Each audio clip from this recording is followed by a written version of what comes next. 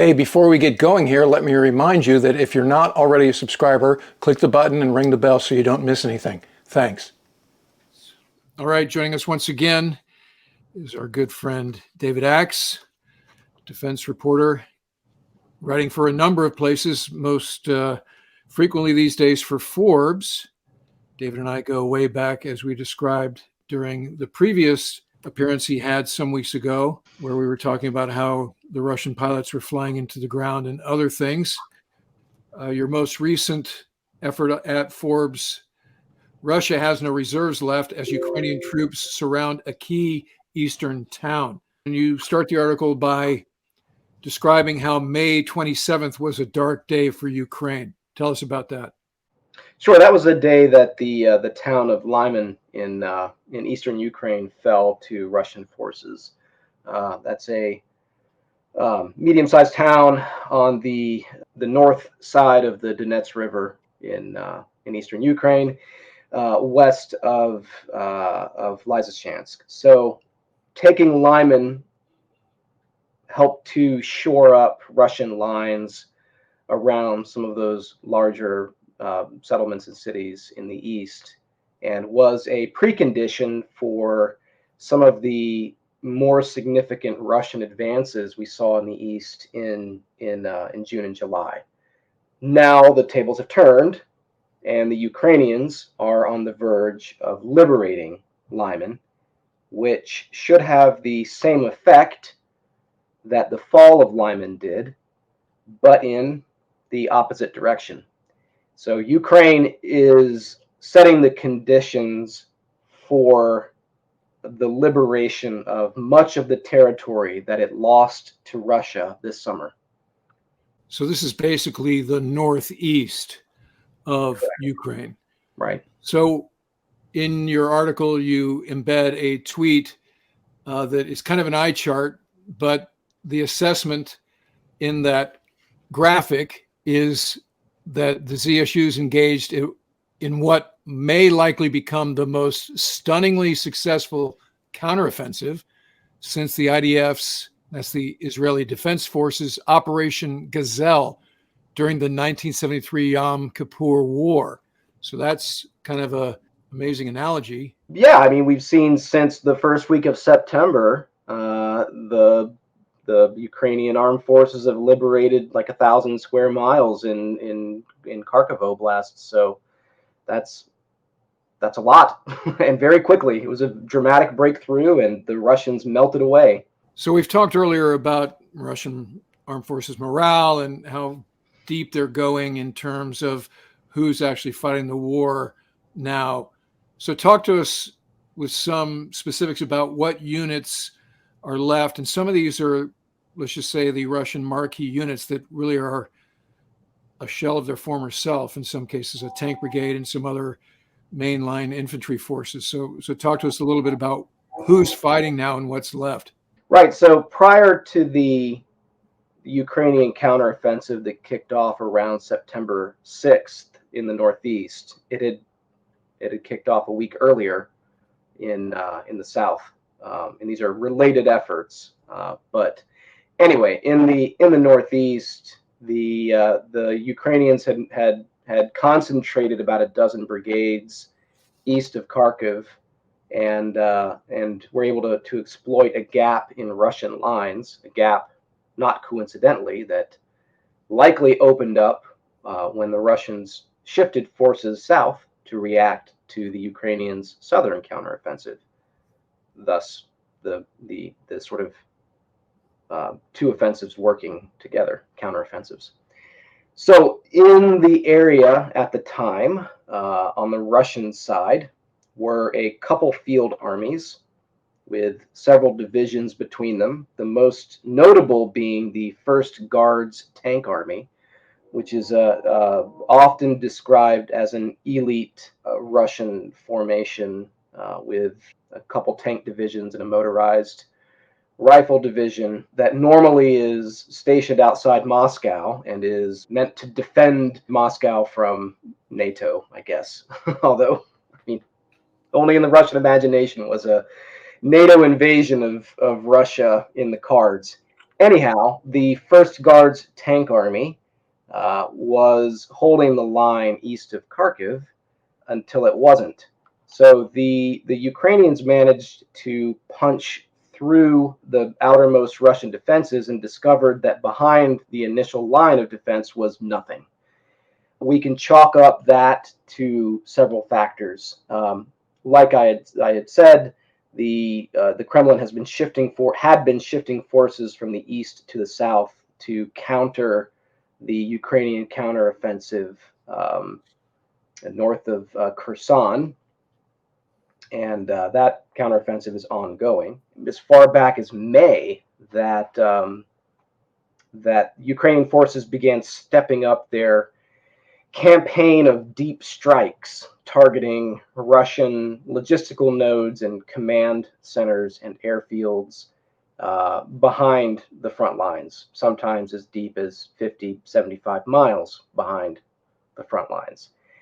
There were several key technologies that made this possible, one of which the American HIMARS rocket system, GPS-guided rocket. Also what appears to be a homebrew short-range ballistic missile that Ukraine seems to have developed. We don't know for sure, but there are some what appear to be ballistic missile strikes happening farther than HIMARS can reach, which points to some kind of capability that we haven't clearly identified. Anyhow, Ukrainian forces began interdicting Russian supply lines in a very serious way. This is something they had been doing for the entire war, with much greater success than the Russians had been interdicting Ukrainian supply lines, which points to better leadership, better discipline, and U.S. intelligence helping the Ukrainians. Anyhow, the Ukrainians had been interdicting Russian supply lines since May, and this process went on for months before we saw, an actual counterattack by Ukrainian battalions. So the Ukrainians took their time plucking away at Russian supply lines and command centers and airfields in order to starve and confuse and isolate frontline Russian forces ahead of these counteroffensives. And the success of these counteroffensives, especially in the Northeast, is proof that 3-month campaign of deep strikes worked. The Russian forces that the Ukrainian brigades punched through on September 6th were fragile, and there was very little behind them to reinforce them as they fragmented and fell back. The Russians did have a couple formations in reserve, but they showed up, quickly got beat, and joined the retreat. Well, before we get into that, I just wanted to sort of anchor on some of the elements that underwrote this most recent advance since September 6th. And you did another article that talks about the appearance of the Su-24. And in that article, you mentioned that 11 of 12 in the Ukrainian Air Force were shot down. So to your point about homegrown equipment, and I just did the episode about their homegrown drones, this Su-24 footage that shows this airplane streaking very low across the battlefield is kind of amazing because of what it says about the resilience, let's just call it, of the Ukrainian Air Force. So I believed back in April or so that the Ukrainian Air Force has one Su-24 brigade or regiment with one squadron, a dozen planes, and it appeared to have been completely wiped out by springtime. And there wasn't a whole lot of evidence of additional Ukrainian Su-24s in combat, so I just assumed, yep, this unit is spent. The pilots are dead, the airframes are shot down or wrecked. There might be one left, but one plane does not a squadron make. So I was startled when a few weeks later we began to see more Ukrainian Su-24s in action. So what the Ukrainians don't like to talk about this, but what clearly has occurred is that the Ukrainian Air Force has pulled from long-term storage some very old Su-24 airframes that probably have been grounded for 15, 20 years, and has rebuilt them and put them into service and brought back into active service retired pilots, and or pulled pilots from staff duty, somehow reconstituted this squadron to the point where we're still seeing Su-24s in action. Not maybe not as at the same level of intensity that we saw in February and March, but that single squadron of old bombers is still in the fight, and that is remarkable. And we see that kind of resilience across the Ukrainian Air Force and across the Ukrainian armed forces. I mean, they've done the same with all of their fighter types, the Su-27s and the MiG-29s and the Su-25s. Kept all of their force structure intact and kept all these squadrons in the fight despite proportionally very heavy losses. So what helps to explain that is that the Ukrainian Air Force in 1991, when it split from the Soviet Air Force, inherited way more airframes than it needed. So in fact, it had something like 200 Su-24s in service in 1991 and quickly whittled that force down to one squadron that it could sustain. So there were, scores of old Su-24s lying around. Some of the numbers I've seen, around 50 of these airframes as recently as this year, just in open storage. And I'm always skeptical of an airplane that's been sitting outside for 20 years, whether that thing can be brought back to frontline use, but apparently it can. So yeah, it's so this is a lot. This is a lot like when you're speaking. I'm seeing the preservation facility, better known as the Boneyard, at Davis-Monthan in the Tucson Desert. Oh yeah, there's a critical difference between Ukraine and Arizona. There's a reason that the Pentagon stores its old airframes in Arizona. It's because it's dry. Yeah, it is dry. It is not dry in Ukraine. So rust is your enemy. And that's the reason why the Russians struggle to keep old weapons around for a long time. They put them in open storage and they simply rust away. Right. So somehow the Ukraine, I don't know if a lot of these airframes were indoors. I don't think so. And so somehow they've chipped the rust off these things and put them back into service. Well, then it's even more remarkable, right, than what we're capable of. I mean, this is just, all of these backstories are just, they're more than human interest. This is a populace that is, I mean, what's the word? It's not resilient. They're resourceful. They're, pluckish. They're all kinds of things that going into the war, the world didn't really give them credit for. Well, that's correct. And I think it also, the fact that we're seeing 50-year-old Su-24s, some of which probably haven't flown in 15 years before today, making a meaningful impact in this war against an enemy that on paper is better armed and more technologically sophisticated. All this underscores a truism that we tend to forget every generation, which is that wars are not won by machines, they are won by people. And it doesn't matter if your bomber is 50 years old, if it is well supported and courageously flown and pointed in the right direction, with the right intelligence, and its crew can press home and attack against the odds. So you're seeing an Air Force that hasn't bought a new airplane in more than 30 years performing better against an enemy that in theory has stealth fighters and is 10 times as large, again on paper.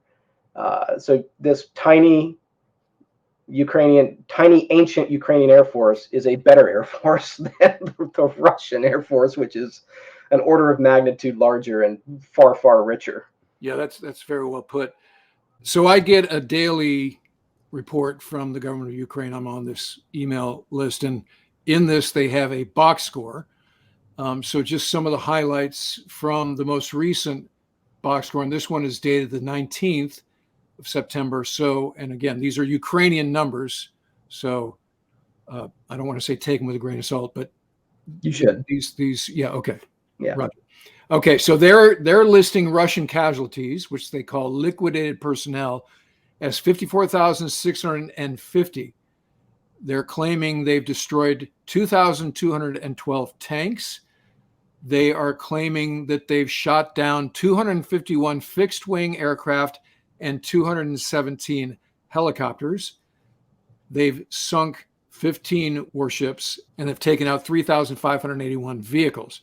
Those are pretty impressive stats, to put it mildly. The other thing that was noteworthy, as we're talking about where are we with the Russian militaries, how deep on the bench are we currently? There's this note from the part of this report that is authored by the General Staff of the Armed Forces of Ukraine. And I'll just read it. It says, in connection with the lack of human resource to send to the war in Ukraine, measures of so-called, quote, internal self-mobilization, end quote, are being carried out on the territory of the Russian Federation. Under the guise of recruiting candidates for logistical units, what they're doing is they're sending people to a 1-week rifle training course and then immediately sent to the combat zone as replenishment troops. So you're told, yeah, we need you to drive trucks and, load boxes. And then you go to this, this is just we give this course to everybody, this rifle training course. And then suddenly you're on the front lines, which seems amazing, but I'm not sure that that's not an accurate report there. So by May, there were intelligence assessments pinning Russian manpower losses at around 50,000. And that's killed and wounded. So, probably 2/3 wounded, 1/3 killed. I think the Ukrainians are now claiming it's 50,000 killed. I don't know how accurate those numbers are. The most recent numbers I saw from the U.S. Defense Department is between 70 and 80 total casualties, 70 and 80,000 total casualties, which might point to 30,000 dead or 25,000 dead. I don't know. It's a lot. And, you have to bear in mind that there are casualties that don't appear on paper as well. So, if you officially have suffered 80,000 killed and wounded, that means you've sent home tens of thousands more who simply can't fight or won't fight anymore. Anyhow, so by May, we were seeing these prodigious Russian losses, and it was around that time that the Kremlin got desperate for recruitment and scrambled to form a new reserve army corps by raising up several dozen volunteer battalions across Russia. Each of these battalions would have, between 500 and 1,000 people and 50 armored vehicles, and they would come together into brigades. Those brigades would form this new Third Army Corps. Technically, the First and Second Army Corps are the separatist republic armies in Ukraine. So anyway, this new Third Army Corps was going to be a Russian formation that would then roll into Ukraine to either backfill losses in existing units or for Third Army Corps units to fight on their own. So we saw lots of hype around this Third Army Corps. It was supposed to have 20,000 people and T-80 and T-90 tanks, so relatively modern equipment and a lot of folks. But the hype also sort of underscored the desperation because, like the videos and photos we saw of the Third Army Corps forming up and training, the average recruit was older than me. So not coincidentally, the Russian government lifted restrictions on the age restrictions on military recruits back in the spring. So I forgot what it was before, 60, and now there isn't a cap. This makes sense. Russia does not have a huge manpower pool, despite having a much larger population than Ukraine. I mean, it's 40 million Ukrainians versus more than 100 million Russians, but the pool of fit young men is fairly small. And I stress men because the Russian armed forces is not highly integrated, which would help solve some of its manpower problems. I mean, the Ukrainian army is integrated. But so anyway, there's not a huge pool of fit young men. And the army every year, or actually twice a year, has a conscription drive where it plucks a certain percentage of the available younger pool of younger men. That is to say, 19 to 21 or whatever, and puts them on year-long contracts to work in the Army's rear area support functions. And even that is not easy for the Army to pull off twice a year. So, to say nothing of an additional mobilization of fit young men from the same pool. So yeah, it's not a surprise at all that the Third Army Corps wound up with a bunch of middle-aged drunks. And when it deployed to Ukraine, when it deployed some of its units to Ukraine in response to the counteroffensive, it lasted a day on the front lines. We saw some photos and videos of some wrecked Third Army Corps vehicles, and then it just retreated with the rest of the Army. So what you saw simultaneously happening in the Northeast last week was the Russian Army's best tank army getting beat, and its only major reserve formation getting beat at the same time. This is what they got, right? I mean, Putin isn't like holding or keeping the best out of the fight and sort of just punting on Ukraine at this point. This is what they got. Right. Okay. The other thing, in your article, you have a hot link to the Institute for the Study of War, which is pure gouge, by the way. Their infographics are amazing, and their takeaways are amazing too. But let me review some of these key takeaways and get your thoughts. So Russian forces continue to prioritize strategically meaningless offensive operations around Donetsk city, etc. Over defending against continued Ukrainian counteroffensive ops in Kharkiv. So that's one. Two, Ukrainian forces liberated a settlement southwest of Lyman and are likely continuing to expand their positions in the area. So I'm going to ask more about that as our final question. Ukrainian forces continue to conduct the interdiction campaign in the Kherson Oblast, which is, I guess, their word for province. Russian forces continue to conduct unsuccessful assaults around Bakhmut and Adivka. Ukrainian sources reported extensive partisan attacks on Russian military assets and logistics in the southern Zaporizhzhia Oblast. So I guess this is the locals rising up against the Russians. And this is a big deal because it shows sort of a change in attitude in what the Russians claimed were people who favored Russia, and that was their excuse for retaking that separatist regions.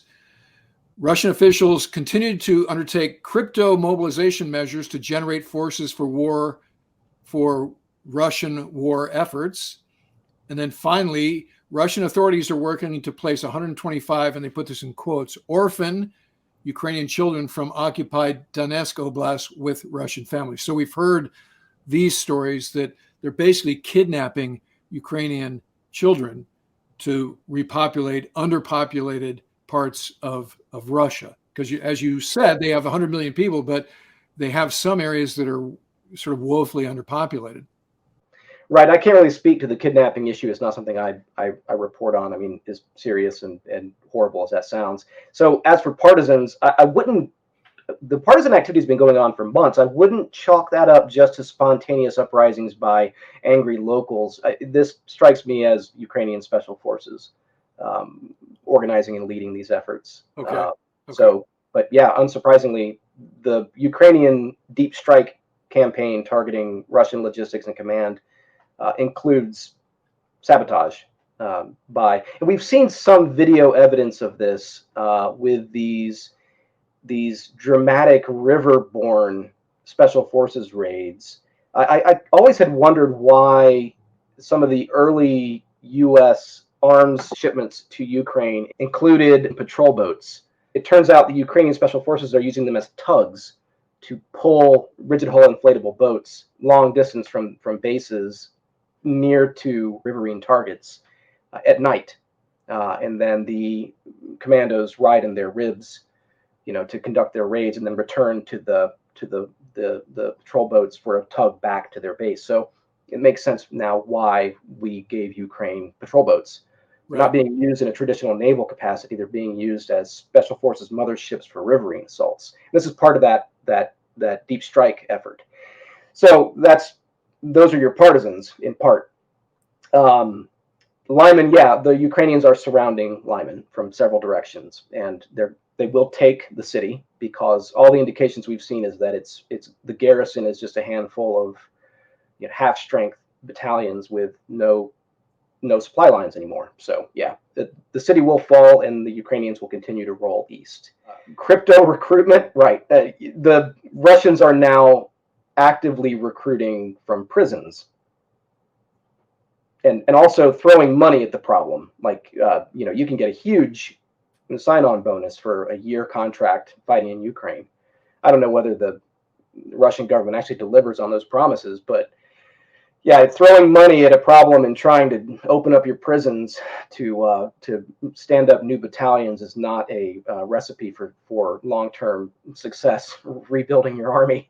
So as for the sort of spotty Russian attacks here and there at Bakhmut or wherever. So the thing to understand about the Russian army is that it ceased being a cohesive army probably back in the spring with those 50,000 casualties. The Russians now it's this weird hybrid force that they're sustaining in Ukraine. Does include the active duty Russian army. Also, these crypto reserve formations, or what's left of them.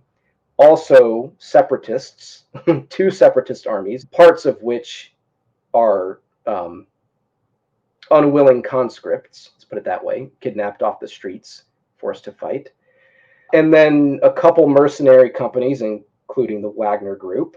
Oh, and then various federal paramilitaries who've also been forced into frontline service. It's as though it's like if the U.S. Army lost a couple divisions and then started recruiting like the state guards, and by that I mean like the guys who like to put on the leftover BDUs and do search and rescue with the South Carolina government. So it's as though the U.S. Army started recruiting those guys, and also hiring Blackwater to and then in DHS to try to fill out its ranks after suffering devastating losses. My visual now is very clear based on the agencies that you've just listed. Yeah. Yeah, it's like a weird combination of non-soldiers, amateurs, and profiteers. Fanboys, aficionados and profiteers. Worse is that there doesn't appear to be unity of command. So, like I'm not sure the Wagner guys are answering to anybody but Wagner. So, where you see an effective Russian counter attack around Bakhmut or wherever, that's Wagner. Okay. Which is better funded and has a bunch of motivated veterans in its ranks. That's not the DNR or LNR or border guards or the remains of the Third Army Corps. This is not the Russian army in the sense we would have thought of the Russian army 10 years ago. It's a mess, and it's been a mess for a long time. We're finally seeing what happens when you field an army that's not cohesive and lacks unity of command, lacks a manpower reserve of fit young people, and that rotates troops in and out of the front line, which is another point we should bring up, which is that some of these guys have been fighting in Ukraine since the beginning. They have not had a chance to go home. Ukraine rotates its troops out from the front for rest. Russia doesn't. I mean, not always. So you've got some very tired, very pissed off Russians, arguably the ones who were fittest at the start of the war, who have been there since the beginning and now are unmotivated to Well, we're fight. talking about how, this missive from the Ukrainian general staff talked about how they were tricking people into suddenly you're on the front line. Remember, back before the invasion, the troops that flowed in from Belarus were lied to, and they didn't even realize they were in Ukraine.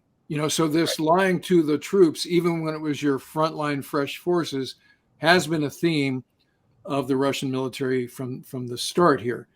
The other thing I wanted to sort of double click on was the special operations performance, because again, as we think on paper, like we're talking about the Ukrainian Air Force versus the Russian Air Force, I think the special operations contrast is remarkable in that, you think about Spetsnaz, and that's like elite and good to go. And yet the Ukrainian special operations forces have had the better of them. And they have used innovation in ways like we're talking about tugboats, and we're talking about use of homemade drones and all these other things.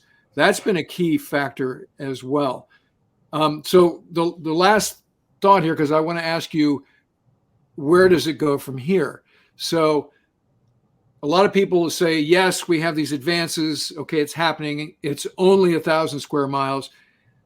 This doesn't mean that they're winning the war. So as we look at this macro view, that's less of a eye chart and spaghetti from that thing we showed at the outset. This is sort of a God's eye view, and you can see the pink, and then the hatched pink are the Russian controlled areas, and then the blue, the baby blue, are the areas that have been recently retaken by Ukrainian forces, and particularly the ones around Kharkiv, the advances that we were talking about during this show.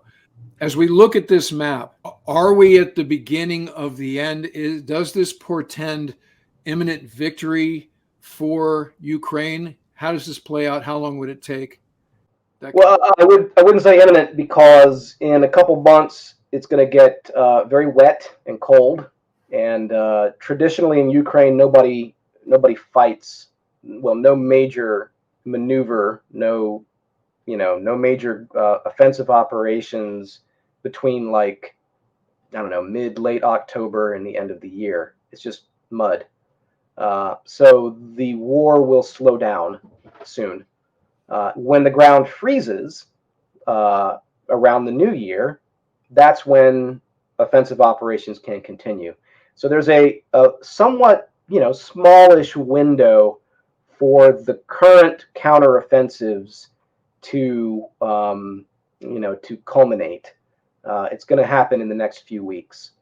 So the question is, how far can the Ukrainians get in the east and in the south with the momentum that they currently have? I would not be shocked if we saw significant inroads into separatist territory in eastern Ukraine in the coming weeks. And I say that because it's already happening. So, the Ukrainian brigades that kicked the First Guards tank army out of Kharkiv Oblast last week paused at the Oskol River. The Russians retreated across the river. That's a river that runs north to south, right there between Kharkiv and the Russian border. They paused at the river, but only briefly. And in the past few days, we've seen the Ukrainians cross the river in order to secure lodgements on the far side.